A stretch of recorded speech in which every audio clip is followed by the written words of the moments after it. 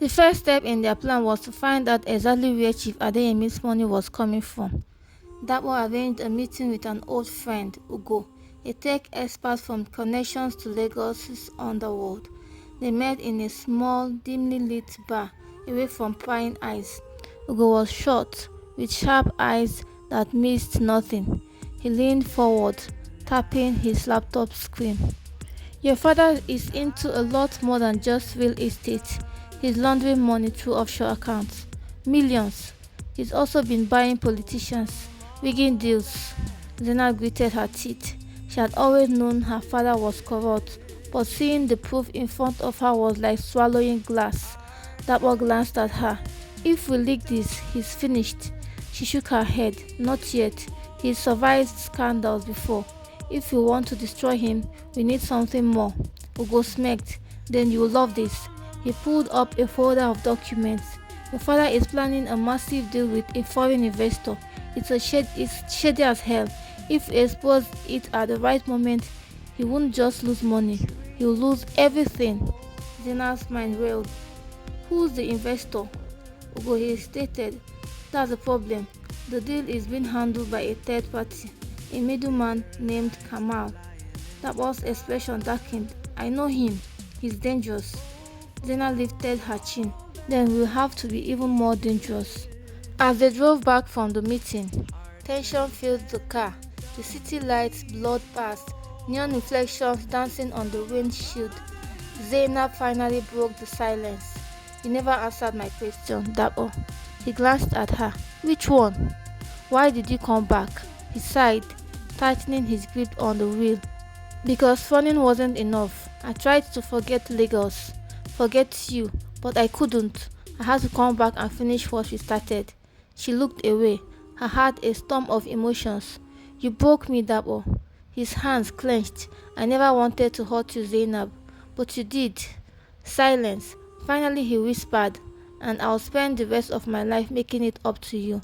She wanted to believe him, but trust was a fragile thing, and she wasn't ready to give it just yet. The plan was set. Zainab would use her access to her father's business to gather more evidence. Dabo would get close to Kamal, pretending to be an ally. Everything had to be perfect. But the night before the operation, Zainab received an anonymous message. Be careful who you trust. Not all betrayers come from enemies. Her blood ran cold. Was it a warning or a threat? And most importantly, was Dapper really on her side? Zainab stared at the anonymous message on her phone, her heart pounding. Be careful who you trust. Not all betrayers come from enemies. She scanned the room, as if expecting to see someone watching her. The gala had ended hours ago, and she was alone in her penthouse. The Lagos skyline glowing through the floor-to-ceiling windows. Who had sent the message? She immediately thought of Dapper. Could he be playing her? Was this all a setup? She exhaled sharply and paced the room. No, if she started doubting everything now, she would never win. If she wanted to take her father down, she had to stay focused. Still, she couldn't ignore the warning. She picked up her phone and dialed Tolu.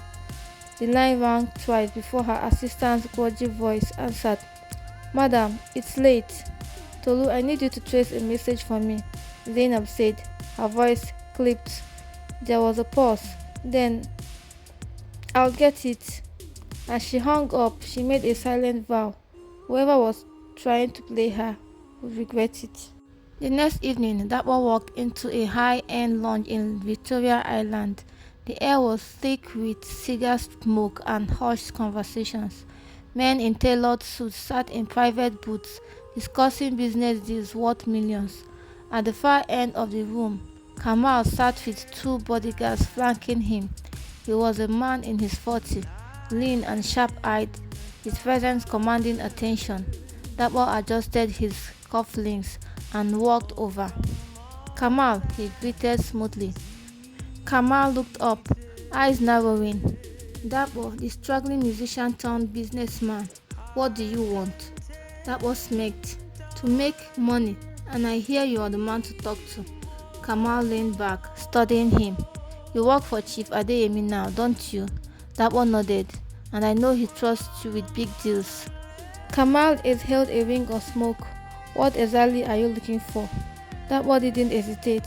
A seat at the table. The older man chuckled. And why should I trust you? That one leaned in slightly. Because I know things even Adeyemi doesn't, and I'm willing to prove my loyalty. Kamal studied him for a long moment, then smirked. You'll see about that. That one knew what that meant. He was being tested, and failure wasn't an option. Meanwhile, Zainab was deep in her own investigation, using her access to her father's company. She found encrypted files related to foreign investor deals, but when she tried to open them, she was locked out. Her father was being more careful than she expected. Frustrated, she called Tolu. Did you trace the message? She asked. There was hesitation. Yes, but you're not going to like this. Zainab's grip on the phone tightened. Tell me. Tolu took a deep breath. The message came from a number connected to Dapo. Zainab's blood went cold. Dapo. Had he warned her? Or was he playing both sides? She had trusted him, at least a little. But if he was betraying her, she wouldn't just take down her father. She would take down Dapo too. Later that night, Zainab confronted Dapo at his apartment. He opened the door, looking surprised to see her. Zainab, she pushed past him, her eyes blazing. Who else are you working with? He frowned. What are you talking about? She held up her phone. The anonymous message, it came from a number linked to you. That was just clenched. I didn't send that. Then who did? He exhaled. I don't know, but I swear I'm not betraying you. Zainab studied him, searching for a lie. If he was playing her, he was damn good at it. After a long moment, she finally said, If I find out you're lying, Dapo, I will destroy you. He nodded. Fair enough. For now, she would give him the benefit of the doubt, but she wasn't done digging. Not yet. Dapo's test with Kamal came out the next night. He was given a simple task. Deliver a briefcase to an unknown buyer. No question asked. But as he walked into the dimly lit warehouse, he had a bad feeling. Something wasn't right. Then, sirens. The warehouse doors burst open. Armed officers swarmed in. Dapo barely had time to react before he was slammed against the wall. Cold metal handcuffs biting into his wrist. He had been set up. As he was dragged towards the waiting police car, one thought burned into his mind. Who betrayed him? And how would he survive this? Dapo sat in the dimly lit interrogation room, his wrists still sore from the cuffs. A flickering bulb cast eerie shadows on the wall. He had been sitting there for hours, refusing to say a word. Finally, the door cracked open. A tall, well-dressed man strode in, his gold wristwatch gleaming under the weak light. Dapo recognized him instantly. Inspector Olisa, a police officer who worked closely with Lagos elites. This wasn't about justice, it was about power. Olisa took a seat across from him, a slow smile spreading across his face. Dapo, Dapo, Dapo. He must have stepped on the wrong tools. Dapo met his gaze, refusing to flinch. If you already know that, why are we here? The inspector chuckled. Straight to the point. I like that. He leaned forward. Someone tipped us off about the delivery you were making tonight. You were carrying money, weren't you? Dapo remained silent. Olisa smirked. Smart man, but here is the thing. You are in trouble. And the people who set you up, they don't care if you rot in prison. Dapo clenched his jaw. He had suspected betrayal, but hearing it confirmed sent a wave of anger through him. Olisa drummed his fingers on the table. Now, I can make this problem disappear. No charges, no trial, but you have to give me something in return. Dapo narrowed his eyes. What do you want? Olisa's smile widened. Chief Adeyemi. Dapo froze.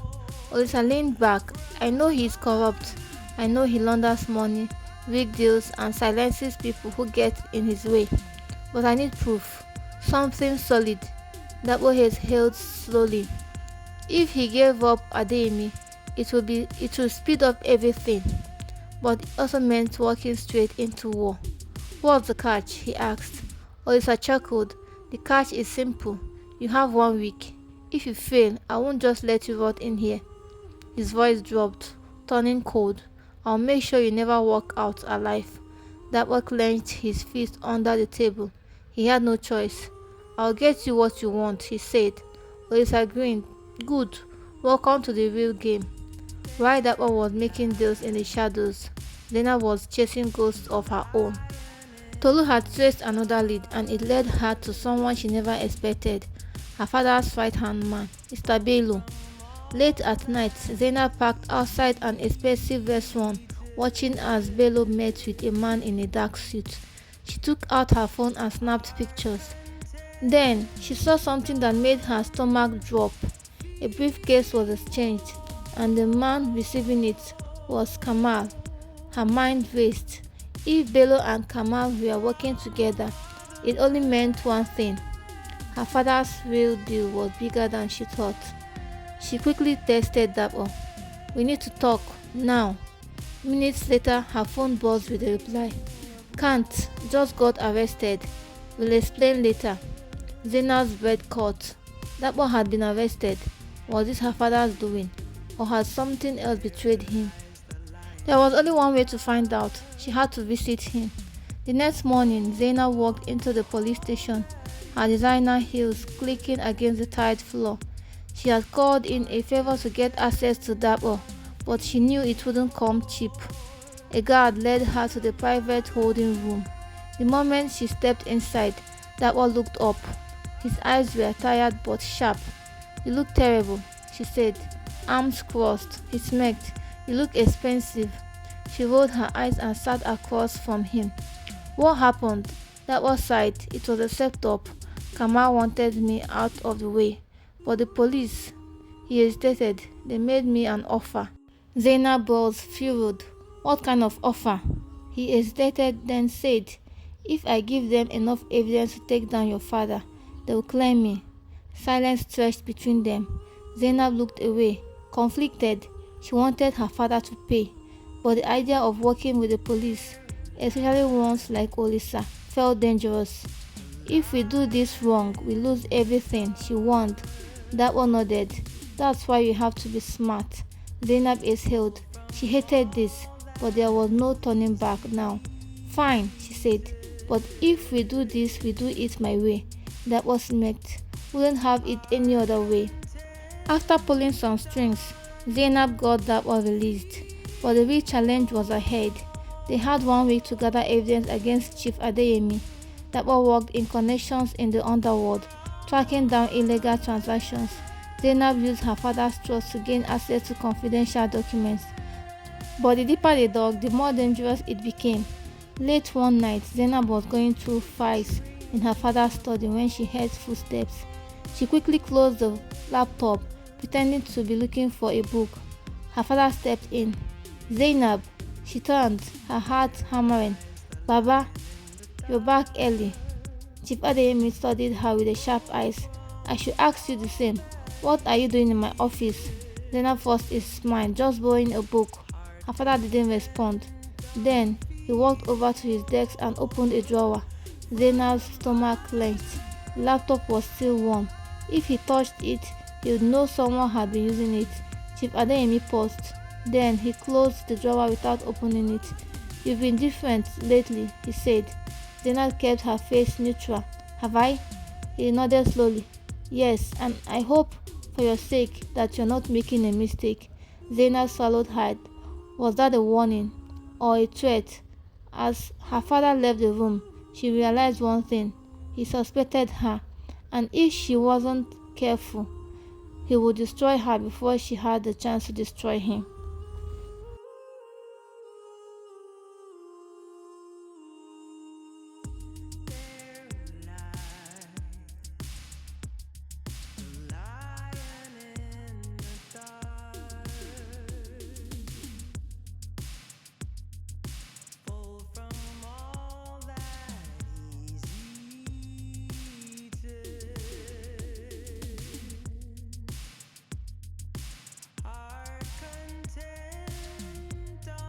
Zainab barely slept that night. Her father was watching her and she knew it was only a matter of time before he made a move. She had to act first. Early the next morning, she met Dabo at a secluded cafe. "We are running out of time," she said. "My father suspects something." Dabo leaned forward. "Then we push faster. We have enough evidence now. Offshore accounts, money laundering records, bribery transactions." Zainab nodded, but her stomach twisted with doubt. "It's not just about proving his crimes, it's about surviving what happens after." That was exhaled. "We need protection." Zainab thought for a moment. Then an idea struck her. "Inspector Olisa," she said, "if we make him believe he'll get all the credit for taking down my father, he will have no choice but to protect us." That was smirked. "Using corruption against corruption. I like it." It was risky, but it was their best shot. That night, Zainab made her most dangerous move yet. She called her father. "Baba, I need to see you. It's urgent." An hour later, she arrived at his mansion. Chief Adeyemi sat behind his massive desk, swirling a glass of whiskey. "What is so urgent, Zainab?" She placed a folder on his desk. "I know everything." Her father's hand froze. She continued, her voice steady. "The offshore accounts, the rigged contracts, the bribes. I have all the evidence." Chief Adeyemi leaned back, his expression unreadable. "And what do you plan to do with it?" Zainab took a deep breath. "I want out." Silence. Then he chuckled. "You think you can just walk away?" Zainab held her ground. "I think if I disappear quietly, you'll be safe. No scandal, no public disgrace. Just let me go and you can continue your business." Her father's smile faded. "You are my daughter, my blood. And that didn't stop you from ruining my life." For the first time, something flickered in his eyes. Regret? Pain? She couldn't tell. Then his face hardened. If you walk out that door, you are dead to me." Zainab's heart clenched. She had wanted to hurt him, to see him suffer, but now, looking at him, all she felt was emptiness. She turned and walked to the door. "Goodbye, Baba," and she didn't look back. The next morning, the news broke. Millionaire Chief Adeyemi under investigation for corruption and fraud. The police raided his offices. Assets were frozen. Business partners didn't start themselves. By the afternoon, he was arrested. Zainab watched from her apartment as the news played on TV. The image of her father being led away in handcuffs sent a wave of emotions crashing over her. It was over. Dabo placed a hand on her shoulder. "You did it." She turned to him. "We did it." Dabo smiled. "So what now?" She exhaled, staring out at the Lagos skyline. "I start over. No more living under my father's shadow. No more revenge. Just freedom." 6 months later, Zainab walked into her new office. She had started a consulting firm, helping businesses operate legally and ethically, something her father never did. She had turned her pain into purpose.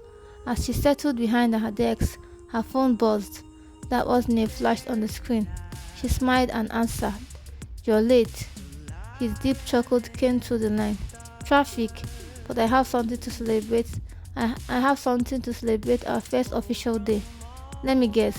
Champagne?" "Of course," she laughed, feeling lighter than she had in years. For the first time in a long time, her life was her own, and she wouldn't trade it for anything.